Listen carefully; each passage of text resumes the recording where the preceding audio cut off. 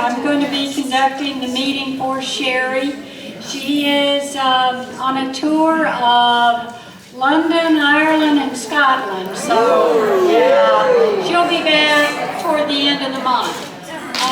Jody is out of town today as well, and Denise Steinhaus is out of town as well, and Susie Stills is out of town as well. She's got a brand new grandbaby, so no one can blame her for being there to help with the 3-year-old during that time. So we're going to try to get this meeting on schedule. Elaine and I will try to make it as rapid as we can today, and hopefully, all of this will work out well. Just be aware that we're a little unfamiliar with trying to run a meeting without officers. Okay, we are very fortunate to have a couple of experts in our area. Larry Harden is going to be giving us some expert advice on raising some vegetables, things that many of you have hobby gardens where you may have tomatoes or peppers, maybe even in your flower beds. So he's going to be talking a little bit about raising those today in his hoop houses. And then we have Master Chef Marcy Smith, who is with the Copper Penny Pub, an Irish pub in historic downtown, and she's going to be doing a demonstration with some of those veggies that Larry produces. So, and before we begin the program, let me make one comment. We'll have a bit of a pause, when we go from the education program to the business meeting. If you haven't signed up for the Sow and Till giveaway, that's a great time to run over and put your name in the bowl. Okay, so Larry, can I get you to start us off, please?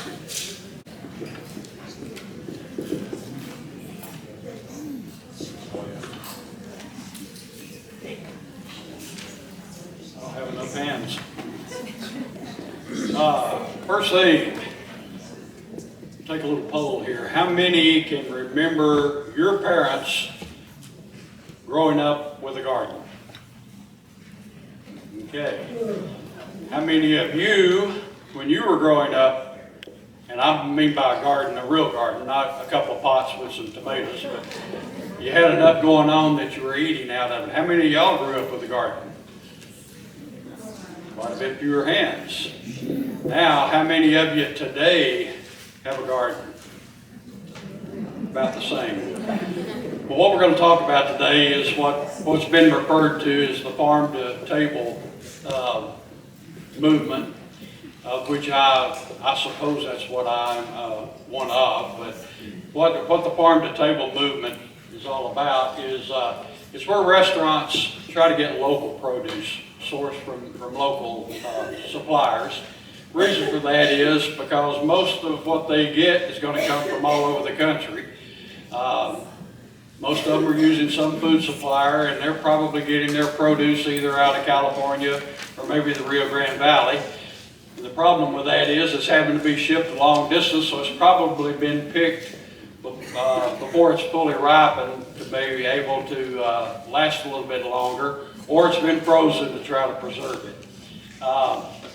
All of that's going to end up with a little less tastier source of produce. So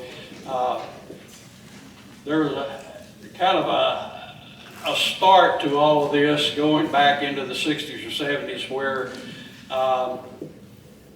certain restaurants were trying to find a better source of local produce.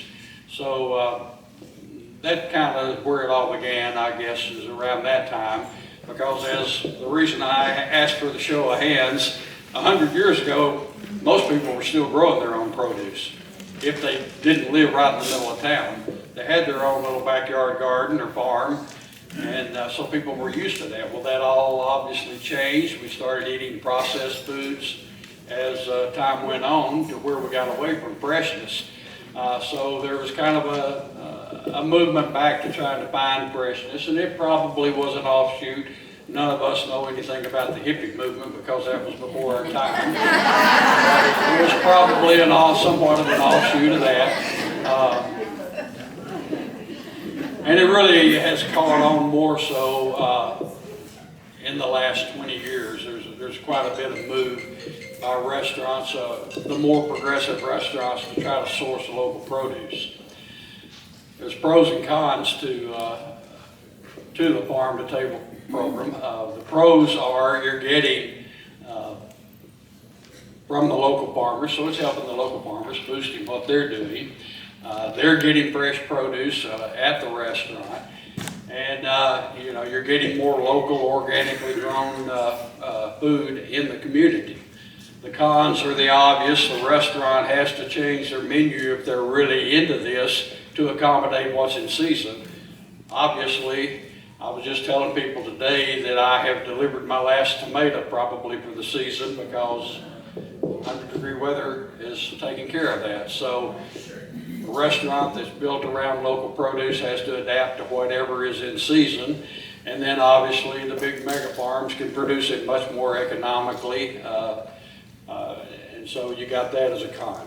We're going to talk a little bit about what we do. We call ourselves Butterfield Farm. We've been out in Butterfield since 2011. We built our home and started messing with the farm. This picture here is right after we moved in.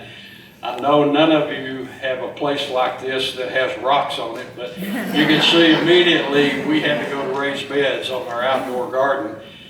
This was probably the first year, the spring after we moved in around Thanksgiving of 2011. So this was probably our first attempt at trying to raise something back then. Over time, we added a couple of hoop houses, all together we have 3 hoop houses and a greenhouse that we built. And our primary emphasis is on heirloom tomatoes. I thoroughly enjoy, I think it's kind of almost to a lesser degree like winemaking. It's just really fun to try to produce a really quality product, and it takes a lot of care if you're going to be successful as far as doing your pruning and such and taking care of them. People ask what is the difference between an heirloom and a hybrid. I know all of you know that. The difference is a hybrid, think of it as your Honda Civic. It gets the job done, it's functional, but it's not near as good as that Corvette. So the heirlooms are the Corvette of the tomatoes. A hybrid is a program bred tomato for longevity, for disease resistance, for longer lifespan, all of which takes away from the flavor. Heirlooms are none of that. Heirlooms are tasty. The negatives are you better eat it as soon as you pick it because an heirloom's got about a 1-week shelf life before it gets too mushy and stuff, but it's a much better tomato, as all of you know. We sell to basically 4 restaurants here in town that appreciate quality tomatoes and don't mind paying you for the work you put in to doing them. I'm not a fan of sitting on my tailgate at a market waiting for people to come along for various reasons. I'm just not inclined to do that, and I just really am not interested in being negotiated down on what I ask for or my tomatoes. So we have 4 very good quality restaurant clients that we sell to and have over several years now. We primarily, show you some pictures. These are pictures of our hoop house. On the right, you can kind of see our method of training them. I do an arbor. As they grow, our heirlooms will get 10, 12 feet tall. So I let them fall over that arbor and keeps them out of the very high heat. You get a little better idea there where you see the road. And once those things get good and bushy, it is an arbor. You can walk down the middle of it and not see the light of day. These are the main varieties that we grow, some of which you may have heard of. Everybody's heard of a Cherokee Purple, I'm sure. and brandy wine. Our restaurants like the variety of sizes and colors. We'll grow reds, pinks, orange, yellow. The difference there, pink and red tend to be what you're used to as far as the flavor profile. Cherokee purple will be maybe a little more what I call a smokier flavor, not really more acidic, but there's a different flavor that you'll notice with the Cherokee purple. And then the yellows and oranges tend to be a little sweeter flavor tomato. Our schedule, we start seeds, and let me preface, those of you that know my wife Loda know that she is the ace of all of this. She's the one that knows how to grow anything. As I refer to myself, I'm the grunt and labor. When she says do this, I do this. But she can grow anything. She starts everything from seed about the middle to late, second to third week of January. We start from seed there. We'll have those in the house in the little flats with the heating pad, all taking up the entire mud room. Once they get about 6 inches tall, we'll transplant them into pots and move them out into the greenhouse.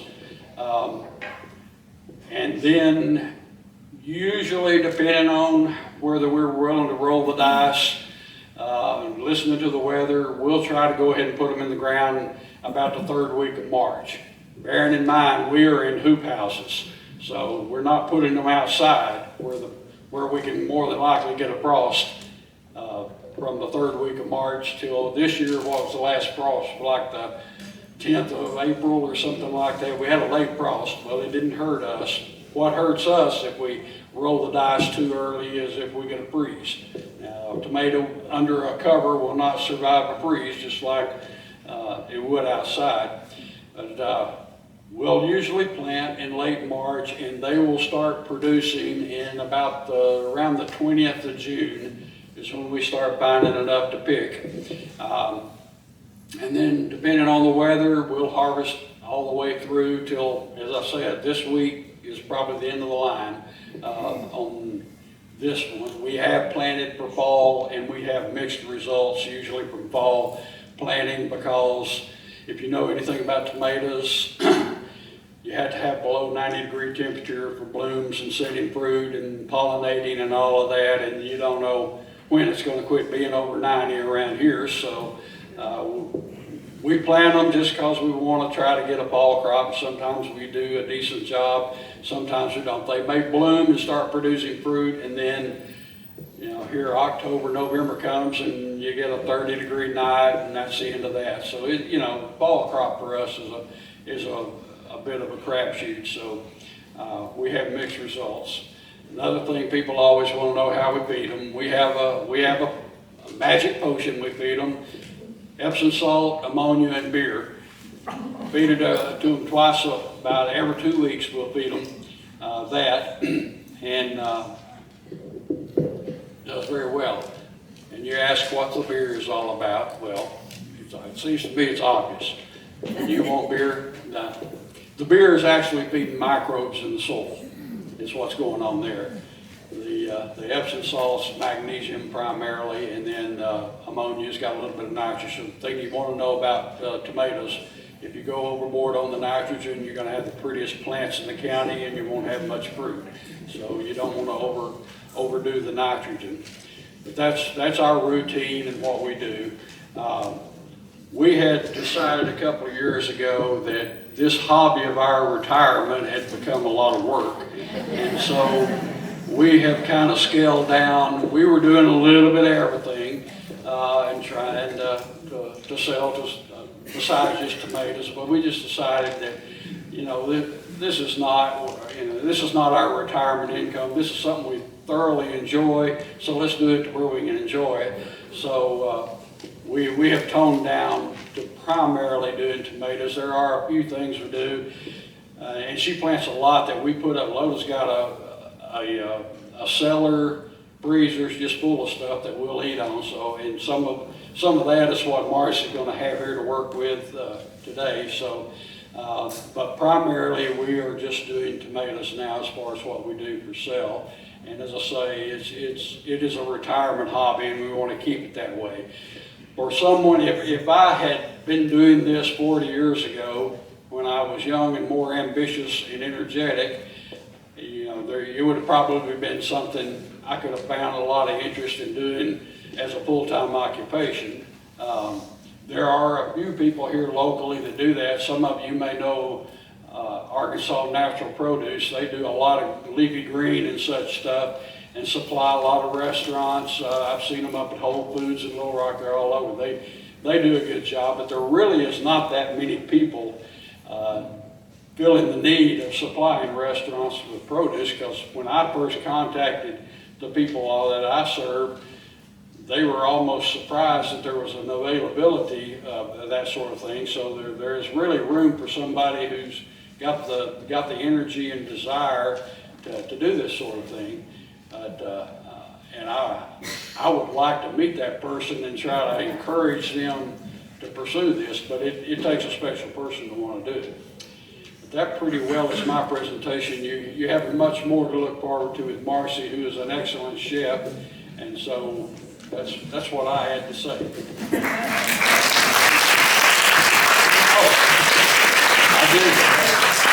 I did want to. That's the end result. Just so you know, we had to have a few cute pictures here of some of the other things. We also have miniature cattle, horses. We don't have goats anymore. That's old, but I mean, you got to throw some cute pictures in.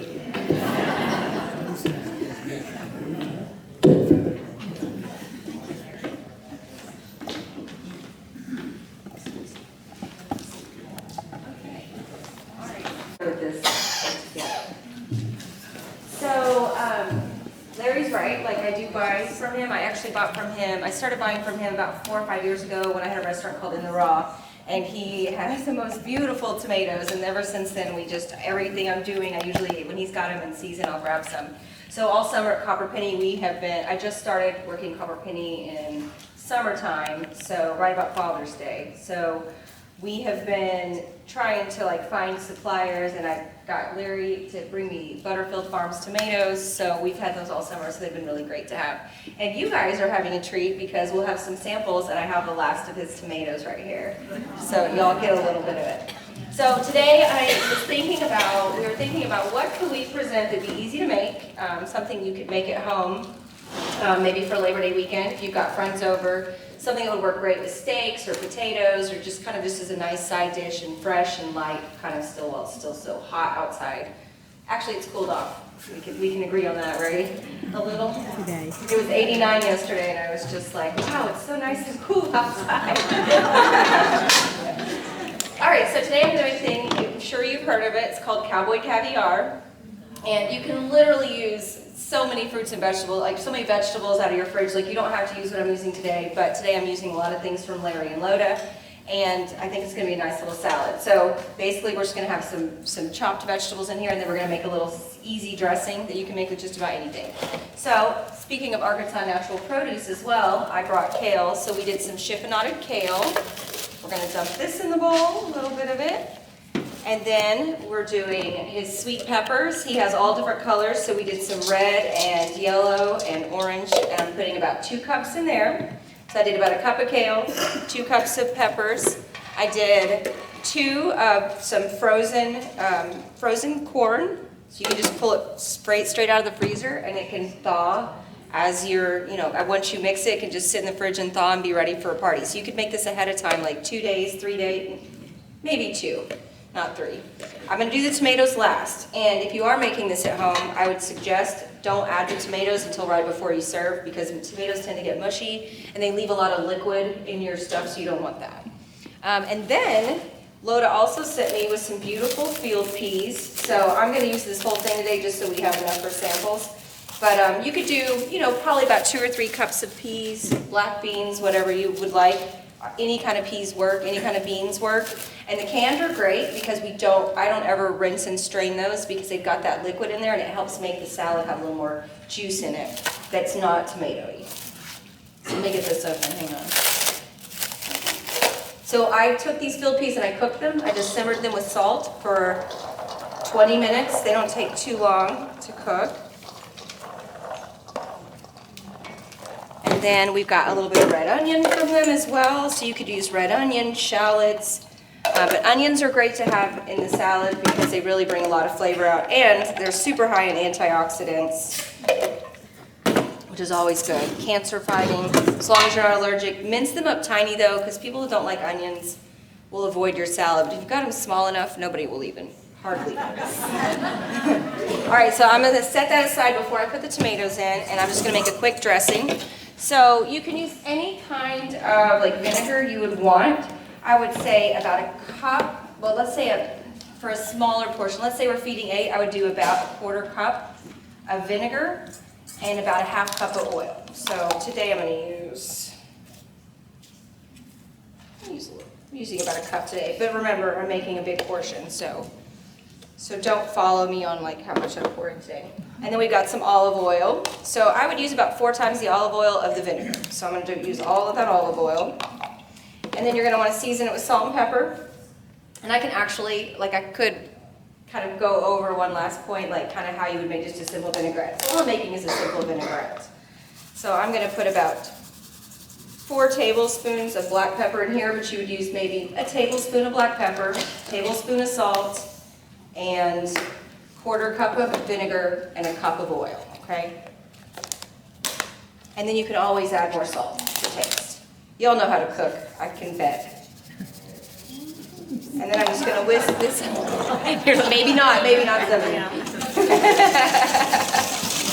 So here, I don't know if anyone can see. Can you see that? We just got a little vinaigrette. It's just a little vinaigrette dressing, really simple and easy. So we'll set that to the side. I'll go ahead and pour my tomatoes. I'm gonna do all of these beautiful, beautiful little cherry tomatoes he brought. And then you don't wanna use your whisk. You'll break up things, but I need to check something. How many tomatoes? There were, Larry, where are you? I'm right here. How many pounds? Do you remember how many pounds you brought me? Was it like 2 pounds? Let's say you're just using canned beans, right? I'm not gonna use the black beans today because I ran back and got these peas, but let's say you're using 1 can of beans. I would use about 1.5 cups of tomatoes, maybe 2 cups. It depends. If you love tomatoes, go for more. This is really one of those salads that you can just kind of put what you like in it, don't put what you don't like, you know. You could put shredded carrot in it. Cilantro is great in this salad. And again, you can use any beans. You got a can of white beans you don't know what to do with, like you haven't used and you don't know what you want, throw them in here. Can you see that? I didn't get a spoon to taste. It's all a guessing game. You can taste it when you're making it at home. I'm gonna hopefully don't watch. Let's put a little bit more in here. Oh, and something else. We make a garlic, it's called tom. It's a Middle Eastern thing, and all it literally is a bunch of garlic in a blender and a little salt. And then you turn your blender on and then you drizzle in oil and it's a lot of garlic, but what it creates is this beautiful sauce. It's just a nice Lebanese it's a Lebanese sauce. And so I'm just putting a little bit in. I meant to put it in the dressing, but I'm gonna mix it in here really well. So I'm just putting a little bit of that paste in here, just a tablespoon at most. So your tone, can you keep that for a while? We keep it for 30 days in a cooler. So you keep it at 41 degrees or below, just in a fridge, about 30 days, and I think it will actually last longer, but we don't keep it longer than 30. But yeah, it's great, as long as you keep it refrigerated, don't let it sit out in the temperature and then put it back in the fridge. You want to keep it cold. And use it, if you've got it out at room temperature, use it within 3 or 4 hours. Don't let it sit out, and I wouldn't put it back in the fridge. Okay, so here you go. This is your salad. It's really nice and easy. I'm gonna put some little portion cups over here, so while you guys are like signing up for whatever or what have you, you can grab you a little sample of it and see what you think. Have any questions? You're welcome. Yes, ma'am.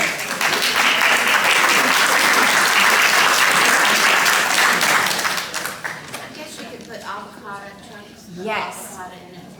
Yes, you could do avocado. That's another thing you could put in it. You could put it in. There's people. If you have a cookout and you've got cheese sitting out, you got it outside. Like you really don't want that. Like it gets kind of weird and mushy and like slimy in there. So I don't like to put any cheese. I don't like to put any dairy in the thing, but avocado is fantastic in it. And I'll tell you something else that's really good in it is, and I didn't get to do it today, we just did not have enough time this morning, we were prepping for work, but sweet potato. You could boil some sweet potato, dice it up after you've boiled it for a bit, dice it up in little bitty pieces and add it to it. It's really, really nice, and it gives it a sweet element that you don't get when you're just eating it by itself. Anyone else? Yes, ma'am. Could you tell us about that garlic stuff that you made? The toum, yeah, the toum. So, toum, T-O-U-M. I don't even actually know if that's how you pronounce it, but I mean, how many ways can you pronounce it, right? Like it's 4 letters. But I call it toum, and we have a Vitamix at work, and so what we'll do is we'll fill it about half full with garlic cloves, already peeled, just whole garlic cloves, and we'll crush them a little, and then we'll add, with that, we add, I think it's 2 tablespoons of salt. So we add that. And then we turn the blender on and we use our tamper and we break it down a bit. And then as we got it broken, when we get it broken down enough and in a consistency, that's when we add the oil. And we just turn the blender on high, drizzle the oil in until it comes all the way to the top, which is 64-ounce containers. So we fill that all the way, and then we just bottle it and we spray it. We squirt it on veggie flatbread pizza we're doing. We put it on a Southern Mick flatbread, which is like a corned beef salad that we throw on a flatbread in the oven. And then when we pull it out, we drizzle a little bit of that in barbecue, and it's really good. It tastes kind of like a smoking in style stuffed potato to me for some reason. Anybody else? Yes, ma'am. Is the corn raw or? The corn was just frozen corn, so I believe frozen corn is raw, isn't it? Yeah. So it's been frozen, but you could use raw corn out of your garden. I mean, I like sweet corn fresh out of the garden. You could just scrape that off of the rib and just have it in there like that. Anything else? Anybody else? No? Do y'all want to try it? Yeah. Okay. Yes, ma'am. And this is just a typical or basic cooking question. You mentioned olive oil. When I use olive oil in a salad dressing, it always tastes heavy and olive oily. Well, you could use avocado oil if you wanted. I think avocado oil is great. I like olive oil just because it's pretty clean, like an extra virgin. But really, you can use any oil you want. You can use any vinegar. Like instead of using, like today we use red wine vinegar. But honestly, apple cider vinegar is great. I usually with apple cider vinegar will tend to put a little brown sugar in with it because it is very strong. We do a lot of brown sugar and apple cider in our recipes at the restaurant. Also, you could use lemon juice, you could use lime juice. I really love it with lemon juice and lime juice. Just today, for the sake of time, we figured we would do some vinegar. But yeah, olive oil, avocado oil. If you want to go even lighter, you could skip the oil altogether. You could just do a little vinegar or lemon. If I were going to skip the oil though, I would definitely use citrus. I would not use vinegar. Otherwise, you don't get it. There's a nice balance that comes in citrus as opposed to a vinegar. A little less sharp on you. Anybody else? You're ready to eat. Okay. Thank you. Thank you so much.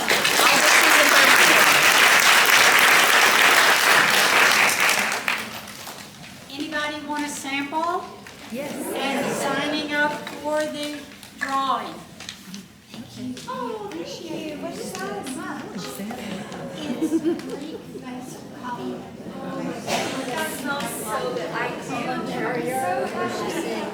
I'm going to put a little bit of basil in here.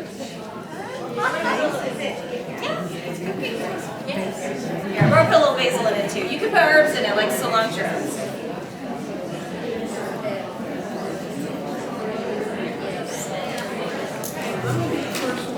I know, I'm like, So if you will give the officers, please give them your attention. We're going to start with Elaine and the minutes from the last meeting.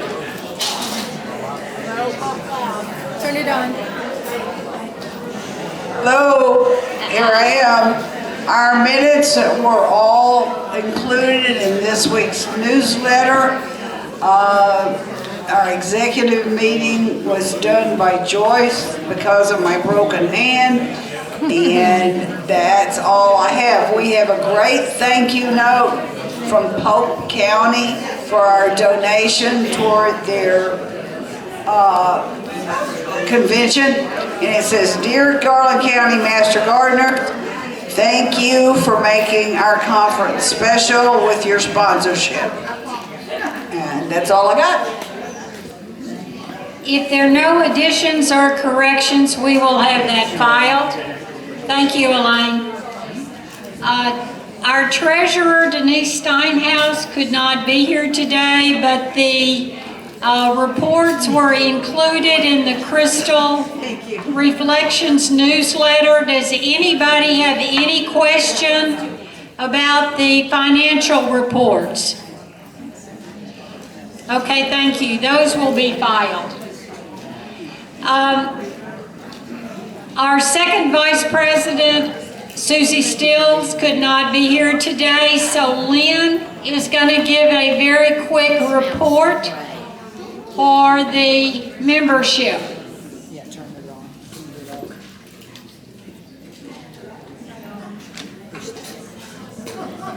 Okay, we had 93 present today, Master Gardeners, and we had Judd Blankenship as a guest. We also have 3 special guests that are going to fill out an application and become a Master Gardener next year. They are Nancy Innocent. Stand up, please. Yeah. Shelley Hill. And Clayton Pipper. I'm sorry. Welcome, the 3 of you. Okay, thank you.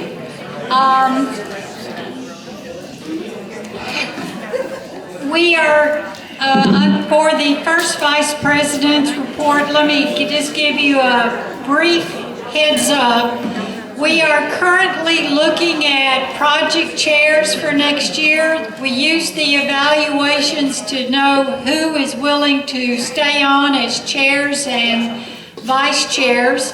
If any of you are interested, we will have some vacant positions that we will be filling for next year. If any of you are interested in being a project chair, please let me know. We always love to have people who will step up and help us lead some of these projects.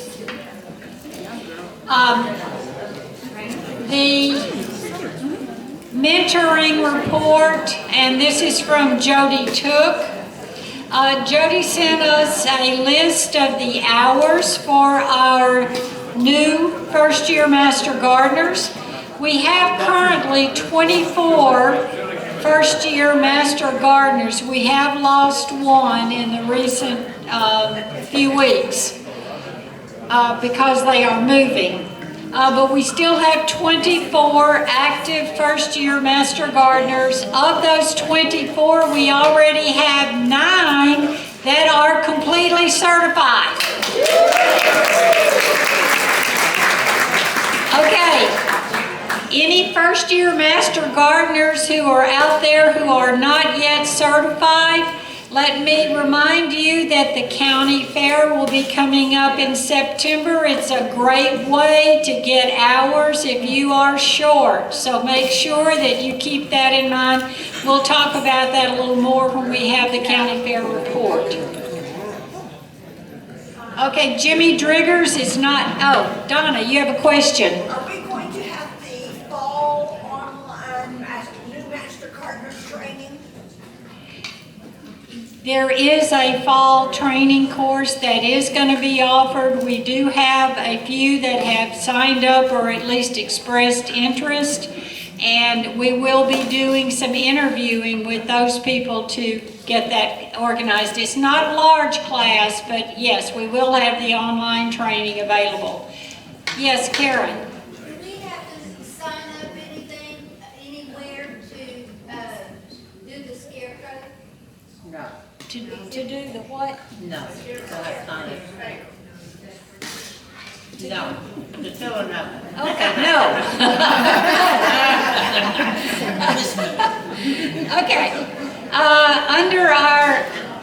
unfinished business. Pam McCoy has a quick discussion on the annual survey. Just a quick comment. Oh, okay. Oh, okay. We put it out online for everybody to look at. Has everybody had a chance to see the results of the survey? Do we have any questions on it? Great. That's all we needed to know. And you should know the reason we do that survey, there is a purpose for it. You know, that we use that for improving the things we do the next year. So those comments will be useful to us as we start our planning. Okay, Tricia, state conference.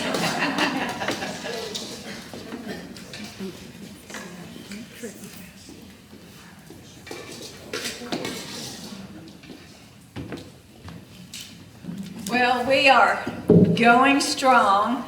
I've reported earlier that we have contracts with the conference center and the hotel. And the pre-conference tour has been finalized. I think we've reported on it, but it's Garland, origami sake. And I got to taste that sake, and it was interesting. And then we're gonna have a tour of the bathhouse. But what's different this year, at Randy Forrest's request, we are having the pre-conference tour on the same day as registration. So the tours will be leaving about 8, registration will start at 9, so Thursday's going to be a busy day. The garden tours have been finalized, so thanks to Carolyn Davis and her committee. And because they have been finalized, we can now go to the bus companies and try and get a contract there. So, and Claudette has been working very hard on scholarships, visiting companies, giving them our sponsorship packet, and then when she gets back from Vancouver, she'll be nagging them. That's how you get the money. So thank you, Claudette. So the next stuff, decorations has been working hard, kind of doing an overall vision for the conference. Merchandise, you know, what do we want to sell? T-shirts, aprons, whatever. And then the goodie bags are starting to gear up. So that's basically where we are now. Any questions? I know, we are doing great. Thank you.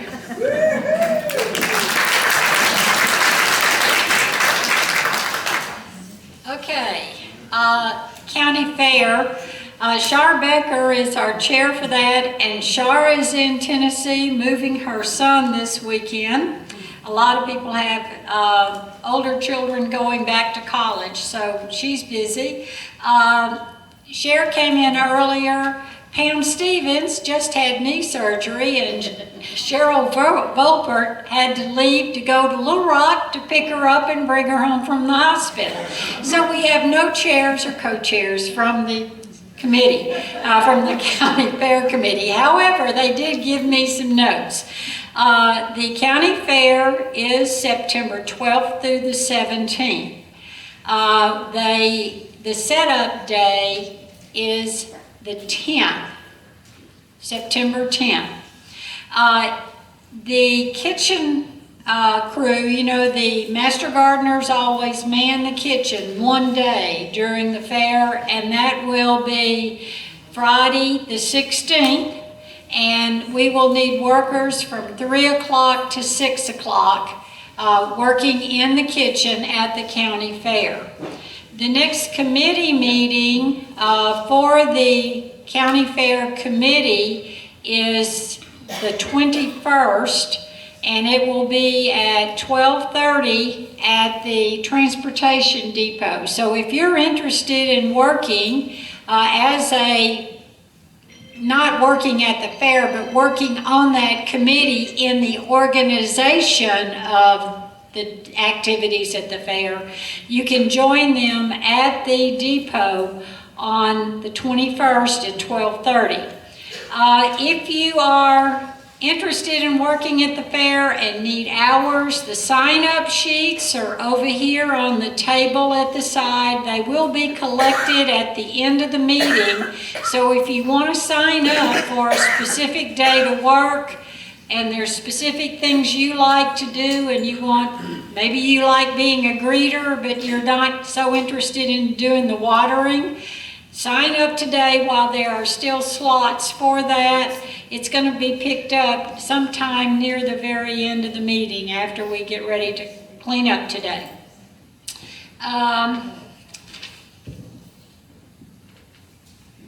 Judy Dare has a few comments on the annual award nominations. Judy?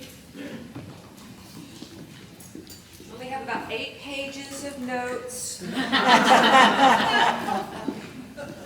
You'll be glad to know my PowerPoint died, and that's true. But we really don't need one. But I woke up the other day and all of a sudden it's awards time and I just can hardly believe it. So I started kind of jumping through hoops and we needed some new members, so I'm really proud to announce that we have 5 members this year, which is going to make our lives a whole lot easier. I'm the chair. Mary Whitnever is back on the committee. Pam Connor is back on the committee. Pat Sistren has joined the committee, as well as Susan Koenig. So thank you for the new people. We really need writers and people to collect pictures. I want to tell you just a little bit about the awards because I don't think that everybody knows what goes into it. So we have deadlines, we have guidelines, and we get those from the state. And so what we do is we try to mirror the state guidelines to our local level. And Garland County has always been very active in trying to achieve these awards. And achieving a state award is, I mean, it's big time publicity. And we've done great. We've had Master Gardeners of the Year, we've had Rookies of the Year, we have Project of the Year, and we've had Friends of the Business and individual winners at the state level. So it's really important that we embrace the awards. It's no longer kind of a, oh well, let's pick somebody and have them write their own thing. For the last 5 years, all the write-ups have been done by the awards committee. And we've done really, really well. We've had winners. Everyone on the team that is coming back from this year has had a winner go to the state level. So we do try really hard. So you're going to be getting a couple pieces of paper today. One will be this, although yours will have white out on it because we changed a date. We are going to be giving these out today. And what it is it kind of gives a brief explanation of what the awards are. And you can pick, you can use every line, you can pick 3 winners, you can do whatever you want to, and then turn this paper in today. We will also have the paperwork out at our September meeting, but that will be the last day for the paper awards. We will also have thanks to Pam, an online nomination form like we had last year. It's very simple. That will be open until October the 1st. The reason we have to have all this done before is because the job that the award committee has is kind of huge after that. For each nomination, we take that person and we write an 800-word, no more, no less, write-up about them, and we can do less. 500 for smaller awards, 800 for larger awards. Right, and I also want to say thank you to Hildy for her guidance, but for like Master Gardener of the Year, it's 800. For a Friend of the Master Gardener, it's 500. And then we have to go back and prune them down even more. They also want photographs. They would like 40 photographs for each entry. That is the most painful part of this whole thing. So I am begging you, mentors, chairs, mentees, anyone who is going to take pictures, please take pictures. Just save them on your phone. And when we announce the winner, and we do that following the guidelines, we take the nomination forms and we'll make sure that everybody's vetted in their hours and all that kind of stuff. And then we start collecting photos, and that's the hardest thing. So if you can get photos of faces and not behinds, photos of work, Anything you can, if somebody's presenting, please take a picture and just save it for us, and we'll let you know who won in November. So by that time, we are already busy trying to get those write-ups done. So we will already have talked to the nomination, the nominee who got basically the award locally, see if they will be willing to accept that award, because sometimes people say no, don't want to do it. We respect that. We'll go to the next person and we'll start the write-ups on that. I know this has taken a long time, I'm sorry. Also, last year we were asked to give some guidance on who is who and who can accept a nomination or not. I have been a Master Gardener of the Year locally. I can never be a Master Gardener of the Year locally again. So I had my day in the sun and it was great. But so we will hand out a list of who has been past winners and when they can be nominated again. That includes projects and Friends of Master Gardener and all that. Also, we didn't know who all the mentors and mentees were, so how do you vote for a Mentor of the Year if you don't know who they are? So they will be handed out as well. This little purple piece of paper is your nomination form. You can take it with you, you can fill it out and bring it back to the next meeting. We'll have some at the next meeting, but you can also use the online form.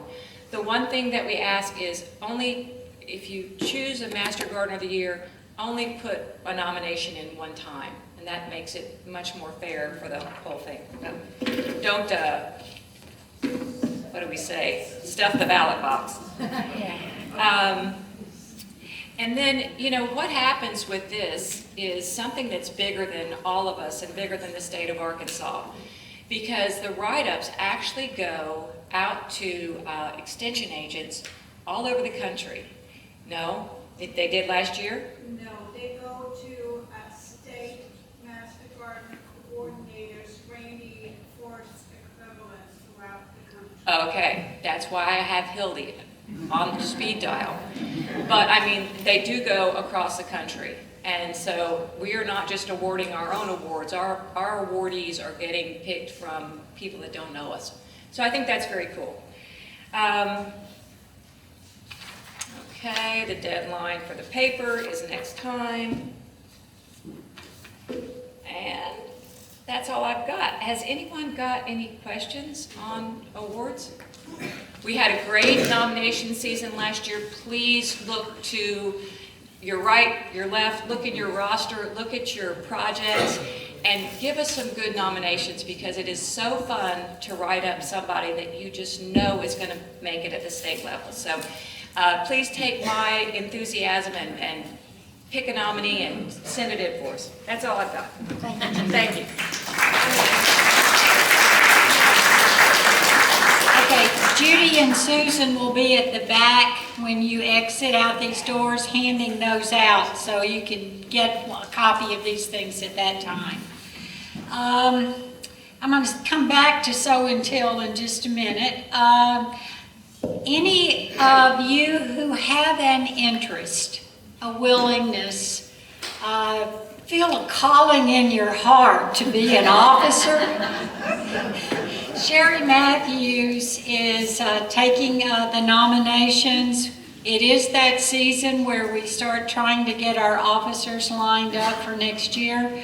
If you would like to nominate someone, give that name to Sherry. She will contact them and talk with them about that officer position to see if they might have a willingness to serve. Stephanie wanted to mention that Dorothy Litchlider sends her love to everyone. She often comes by to a meeting as a guest. She saw her the other day and said how much she appreciated all of you. So kudos. Yes. Okay, you are loved by people who know Master Gardeners. Okay, Sow and Till table.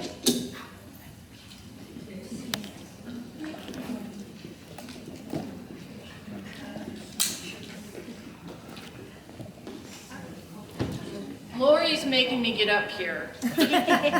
This month, we did a bee theme for our prize, and we have a bee Lazy Susan, a bee pillow, a bee dish towel, a bee sign, and a little bee plaque.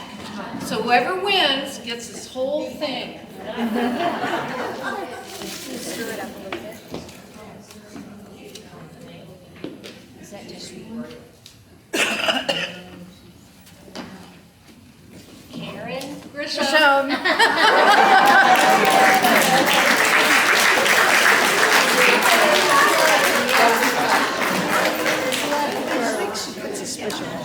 Okay, are there any further announcements?